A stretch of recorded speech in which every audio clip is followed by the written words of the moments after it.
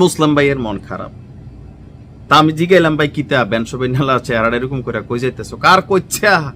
বিয়ার ফরফরে একদিন তোর ভাবির লোকে আবেগে ফিরে একটা কথা কইয়াল ইসলাম। আমাকে কি কথা বলছিলাম শোনো, তোমারে কিন্তু আমি মনের থেকে বিয়া করে না, খালি আব্বার চাপে আর জোরে ফিরে তোমারে বিয়া করছি।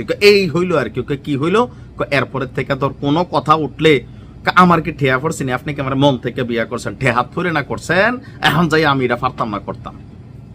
আমাদের এই মুসলিম ভাইয়ের বউয়ের ঘটনার সাথে কানেক্টেড হচ্ছে জামাত ইসলামের একজন নেতা, যিনি দলটির খুবই গুরুত্বপূর্ণ একটা জায়গা হোল্ড করেন, নায়েবে আমির ডক্টর সৈয়দ আব্দুল্লাহ মাহমুদ তাহের ভাই এবং ডক্টর ইউনুসের সাথে কানেক্টেড হয়ে গেল। ডক্টর ইউনুসকে ঘিরে ইদানিং জামাতের কিছু কঠিন অবস্থান আছে। আর আজকে ডক্টর তাহের ভাই যে বক্তব্যটা দিয়েছেন, এটা ডক্টর মোহাম্মদ ইউনুসের যে কি বলা হচ্ছে ইমেজ, আমার কাছে মনে হয় সেই ইমেজের উপর একটা চাপ পড়ছে যে ওনার আসলে ইচ্ছা ছিল না ওই মুসলিম ভাইয়ের মতন সাফে পইরা মনে করলেন যে উনি আসলে কামটা করছে। ঠিক এমনই একটা অভিযোগ আনছে ডক্টর ইউনুসের বিরুদ্ধে আমাদের জামাত ইসলামের এই নেতা। তিনি বলছেন যে এই যে নির্বাচন, এটা আসলে ডক্টর ইউনুস এই নির্বাচনের রোডম্যাপ এখন তিনি দিতেন না, ওনার চিন্তা ভাবনা অন্য কিছু ছিল। আমরা কেমনে বুঝলাম? তাহের ভাই কথাটা কি বলছে? তাহের ভাই বলছে প্রধান উপদেষ্টা লন্ডনে গিয়ে একটি দলের চাপের মুখে নির্বাচনের রোডম্যাপ ঘোষণা করেছিলেন। তার মানে জাতি হিসাবে আমরা যে আশা ভরসা করছিলাম যে ডক্টর ইউনুস নির্বাচন দিবেন, তিনি তার কমিটমেন্ট রাখবেন, তাহলে তিনি কি রাখতেন না? লন্ডনে গিয়া চাপে পড়া মানে জনাব তারেক রহমানের সাথে ডক্টর ইউনুসের যেই বৈঠক ছিল, সেই বৈঠকের পরে তিনি চাপে পড়ে আসলে নির্বাচনের এই রোডম্যাপটা ঘোষণা করেছেন। আর পরে তো জানেনি ধারাবাহিকভাবে অনেকগুলো আসলো। এখন তাহের ভাইয়ের এমন মন্তব্য, এটা তো ডক্টর ইউনুসের সাথে সাংঘর্ষিক।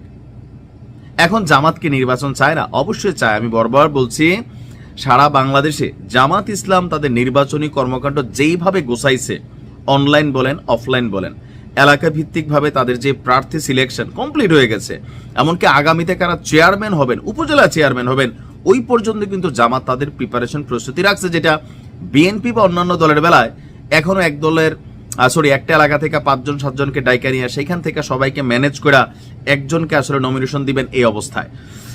তো কেন তিনি এই কথা বললেন? তিনি বললেন দেশে একটি অস্থিরতা এবং অনিশ্চয়তা সৃষ্টির পায়তারা চলছে।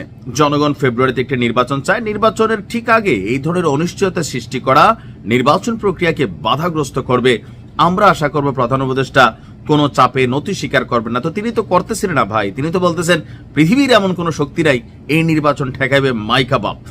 তো তাহের ভাই বলছেন যে আপনার এই সরকারের কর্মকাণ্ড একটা বিশেষ দলের প্রতি আনুগত্যের বহিঃপ্রকাশ ঘটিয়েছে। মানে এক গুছ আর এক গুছের কি সিত্তিয়া রাগোয়ের না, মানে বিএনপি বরাবর এনসিপি বরাবর বলছে যে এই সরকারের জামাতের প্রভাব প্রতিপত্তি সংশ্লিষ্টতা বেশি। হাসনাতের মুখে শুনলাম কিভাবে আমাদের বিভিন্ন বড় বড় যেই সরকারের পদগুলা, প্রশাসনের যে পদগুলা, এগুলা ভাগাভাগি করে নিয়ে গেছে।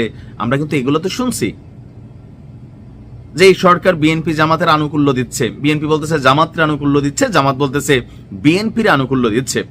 তো এরপর তিনি বলছেন প্রধান উপদেষ্টা লন্ডনে গিয়ে একটি দলের চাপে নির্বাচনের রোডম্যাপ ঘোষণা এবং সাম্প্রতিক সিদ্ধান্তে পরিষদের পূর্ববর্তী সিদ্ধান্ত পরিবর্তন তারই উদাহরণ।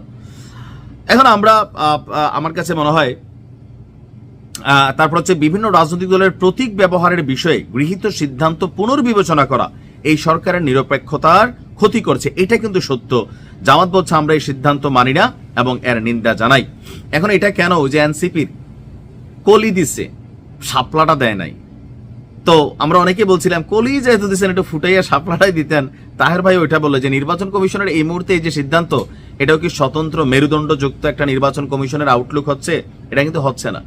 এখন এনসিপি ভাইবে আছে, কালকে আরেক দল এসে ভাইব তৈরি করবে, নির্বাচন কমিশন সেই পানি টানি ঘোলাবে দিবে। এটা আসলেই কিন্তু নিরপেক্ষতা এখানে সামনে নিয়ে আসে এবং সরকারের অবস্থানও কিন্তু নিরপেক্ষতা জায়গাটাকে প্রশ্নবিদ্ধ করে।